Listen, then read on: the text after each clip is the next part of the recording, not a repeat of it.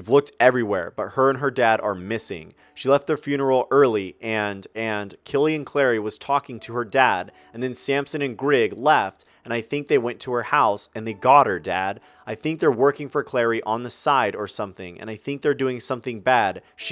Whoa, slow down. Come by the station and let's talk. I'll take a statement from you boys and I'll send a couple officers over to investigate the house right now. Just calm down, Sam. We'll handle this. I hung up and threw my car violently into reverse, jerking the wheel to the left as I'd hit the end of the driveway. Sam, how do we know? How do we know we can trust the cops? I'm not trusting the cops. I'm trusting my dad, I said, my words sounding hopeless, even to me. I turned into the sheriff's office and Kyle was out of the car as soon as I slowed down enough to park. By the time I got inside, my dad had Kyle by the shoulders and was nodding solemnly at everything Kyle was telling him. When my dad saw me, he motioned for an officer to take us into his office. After a few minutes, he came in and sat down across the desk from us. All right, boys, I'm going to have Officer Ramirez come in a few minutes and take a statement from you both. I want you to know that at this point in time, it looks like the Destaros left town voluntarily. No way, Mr. Walker. Kimber would never. My dad held up his hand for silence. Let me rephrase. Jacob Destero left town voluntarily. Kimber is a minor and has no legal rights here. If her dad said they're leaving, then they're leaving. But she's not answering her phone, and we went to that house, Dad. Nothing was packed. Maybe they're just getting away for a while. Maybe they're going to a relative's. I can't theorize as to why she wouldn't answer her phone. Other than that, maybe she wants to be left alone for a while. Kyle was exasperated, but look, I know it's hard for you to understand, but losing a family member takes a toll on a person. Sam, you know that. We don't know how people are going to grieve, and we don't have a right to. I think it's very likely that Kimber will be back by the fall for school. The fall? Sheriff Walker, that's 2 months away. You need to investigate now. Kyle, I know you're upset, and no one said we're not going to investigate thoroughly. Like you investigated Whitney's disappearance thoroughly, I spat and didn't regret my words. Sam, he snapped his fingers with more force than I'd ever heard him use. I am tired of listening to you insinuate that I didn't do everything I could to find Whitney. I love your sister more than you can imagine. She's my daughter, Sammy, and I will never give her up. And what about the deputies that left the funeral to go after her? Kyle interrupted. My dad raised an eyebrow at me. Samson and Grigg. I ground out through clenched teeth. He sighed. Boys, Samson and Grigg left the funeral because I sent them out on a call. I stood up violently, knocking over my chair in the process. Oh, come on, Dad. All right, that's enough. The sheriff slammed his hands down on the desk and stood up. I told you I would tell you what I know, and I have. I understand your friend is important to you, and god damn it, the Destaros are friends of mine too. I promise you that I'll use the full extent of my resources to track them down and put your minds at ease. But until then, all I can offer you is the assurance there is no sign of foul play at this time. You boys need to get off the warpath and let us handle this. Now Ramirez is waiting in the hall to take your statements, and then both of you are going home. Understood? I said nothing and glared at my dad, seething with rage. Kyle stood up and walked out of the room with no emotion whatsoever. He walked past Ramirez and I followed him out to the car. We got in and I waited for Kyle to say something. I heard a loud sniffle and looked over at him to see his face was slick with tears. It was the first time I'd ever seen Kyle cry, but not the last. He's lying, he whispered. I just shook my head. I didn't know what to believe. Kyle turned his face away from me. I know he's lying. Something bad has happened and he's lying about it. What? What happened? I heard more sniffling as Kyle tried to collect himself. Dude, fucking talk to me. What do you think happened?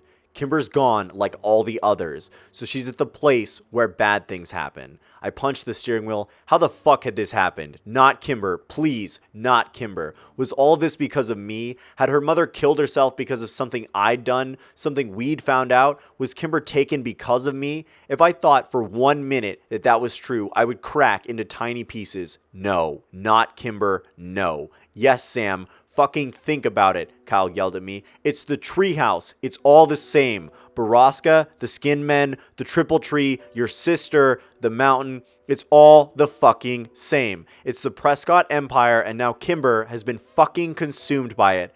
Where do we go? I could feel the warm tears of my own desperation and hopelessness sliding down my cheeks.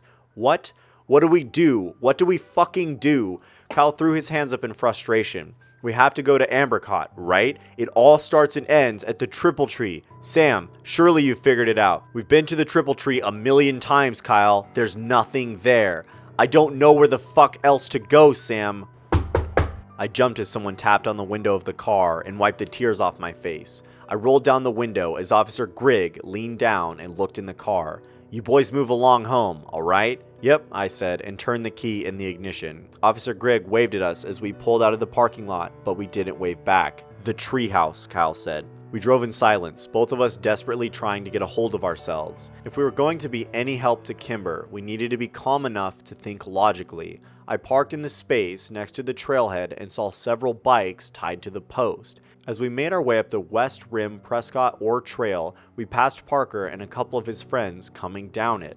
I nodded to him, but Kyle said nothing, just stared up the trail, reaching for the only place he knew to go. It was almost dark by the time we got to Ambercott, but there was a little light left to search for whatever Kyle and I hoped to find. It took half an hour in the darkness before I finally convinced Kyle that there was nothing there to help Kimber.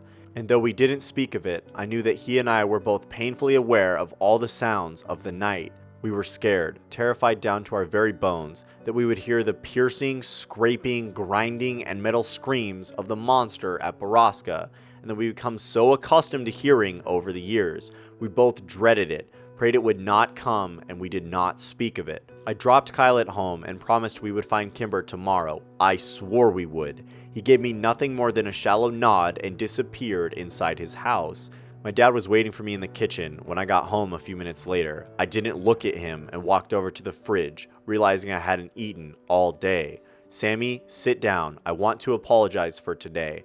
I took out some chicken and cheese and went to the pantry for bread. I know you're scared, and I know that a lot has been going on that you can't exactly relate to. He sighed. Anne had been depressed for a good long time, Sam. Over 20 years. That'll weigh on a person. I ignored him and continued making my sandwich. I was dying inside, wondering if I could even trust the man I'd called Dad my entire life. She was suffering, Sam, and sometimes people who suffer that deeply don't know any other way out. She knew that her desperation was hurting her husband and her daughter, and maybe she mistakenly thought she was doing them a favor. Mom's depressed, I said without taking my eyes away from my task. He sighed. Your mother is coping okay, and this was very different, Sam. Kimber's mom had been depressed since she was in her 20s.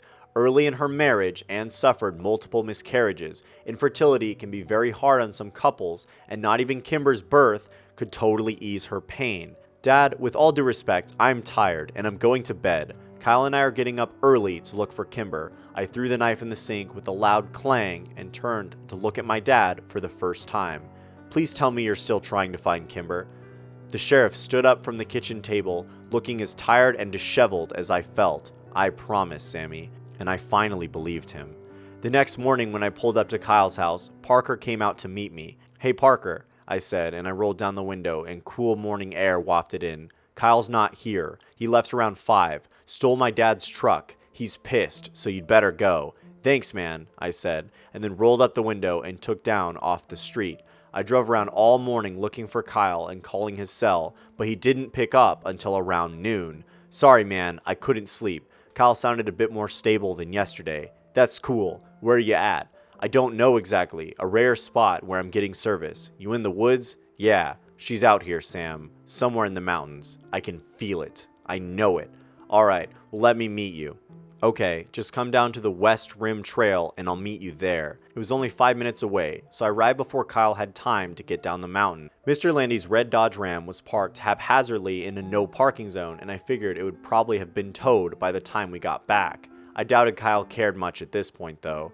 I crossed my arms and leaned against my car as I waited for him, staring up the dirty, red trail in impatience. When Kyle finally showed half an hour later, he was covered in sweat and dirt and dejection. So, I said, pushing up off the car, no, nothing, man. Alright, well let's keep searching. We hiked miles and miles of the mountain that day, but we didn't find any sign of human life. And for the next few days, if the sun was out, so were we. Kyle was growing more and more desperate, crossing onto private property to look for logging equipment and mapping out of the country's many mines to search the abandoned buildings. But the mountain was big and the needle buried deep in the haystack, and as the days slipped away, so did Kyle's sanity. Every time I saw my dad, he would give me a sober look and promise me that they were still looking. It seemed to me that even he was growing concerned. The Destaro house remained as cold and empty as the space between the stars above it. On the 11th night of our Kimberless existence, I was awoken out of a troubled sleep by the piercing, whirling, screeching sound of death at Borrasca. I cried myself back to sleep to the tortured sounds of Kyle's own agony next door. We had failed her. Kimber was dead. When I pulled up to his house the next morning, I could tell Kyle had cracked. His skin had taken on a yellowed color and his voice was flat and void of emotion. "It's not over yet, Kyle," I said as he dropped into the seat next to me. "Yes, it is, Sam," he all but whispered. "No, I don't believe that. Kimber's dad is missing too, you know. Maybe it was him instead that was... I couldn't even bring myself to say it.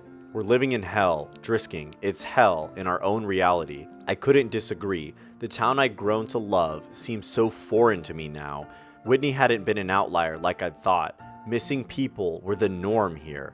And that would make Jimmy Prescott the king. He's Satan himself. As soon as the words were out of my mouth, Kyle punched the car door, awaking from his dead state with rageful vigor. "I'll fucking kill Jimmy Prescott. Where is that motherfucker? You know he's involved in all this, Sam. You know." "Maybe partially," I said, staring out of the window. "His dad created the town that bred this shit, but I'm pretty sure the Prescotts are running drugs, you know, the powder. Yeah, and so what? He's recruiting people to be drug mules or something?" "Maybe," I agreed for Kyle's sake, though I didn't really believe it. The sound, the great beast machine of Borrasca, gave off the distinct stench of death. And though I knew that was physically impossible, I didn't change my mind about it. The air smelled different after the metallic wailing ended. We drove over to 4th Street Gourmet Coffee and Bakery and went in to buy our usual provisions of Rockstars and Monsters. As I paid for the 4 packs of cans, I saw Mira waiting on coffee at the end of the bar. I could tell immediately that she was in a good mood, something that I hadn't seen much of her since I started working with her. It was probably a good time to tell her I was calling out for work on my 5th day in a row. "Hi, Mira," I muttered when I approached. "Ah, I can't come in again today. I've got some, really important..." "Sam, oh my gosh, how are you?" I'm okay," I stuttered. "Good," she said brightly. "Don't worry about coming in. I'll hold down the fort, and I'm sure I can call Emmeline if I need help. But really, Sam, what have you been up to lately that's so important?" My mind blanked. Just as I started to stutter out some bullshit about helping my dad, Kyle appeared behind me. "We're trying to find Borrasca," he said with all the gravitas of a eulogy. "Ah, yes, Owen told me that you'd asked him about that. You know that it's just a story, Sam. That legend has been around since I was a kid." "Yeah, well, we're looking for our missing friend, Kimber. We think maybe she's there," I trailed off lamely. "Oh, really? I thought I heard the Destaros were staying with relatives in Maine over the summer." "Oh, well, anyway, good luck, boys." "Thanks." Kyle's voice was sour, and I knew his patience was thin. When we got back into the car, we each popped open a can of Rockstar and started chugging. I knew better than to ask Kyle if he wanted to smoke, since I was sure he hadn't lit a bowl since before Kimber disappeared. He finished the energy drink in under a minute and crumpled the can in his hand. "I don't like your boss," he said. "Mira? Why not?" "I don't know. She's just off." "Well, I mean, she's been going through some things." I wasn't going to elaborate any further. "Why were you asking her husband about Borrasca anyway?" "I don't know. I was just making small talk, and I thought he might know. He seemed to know a lot about the other things." "And did he know?" "Nah." I took a gulp of the sour drink and then choked on it as I remembered something Owen had said. "Well, actually, yeah. He said a Borrasca instead of just Borrasca. You know, like it's a thing instead of a place." Kyle lowered his Rockstar. "And is it?" "Is it what? Is it a thing?" "I don't know. I've never heard of it. I've googled everything weird about this town, but nothing ever came up." "Did you spell it right?" "I don't know," I shrugged. "Do you know how to spell it?" I pulled out my phone. "No, fuck Google," Kyle said. "We need to talk to Catherine Scanlon. That's what Kimber would say."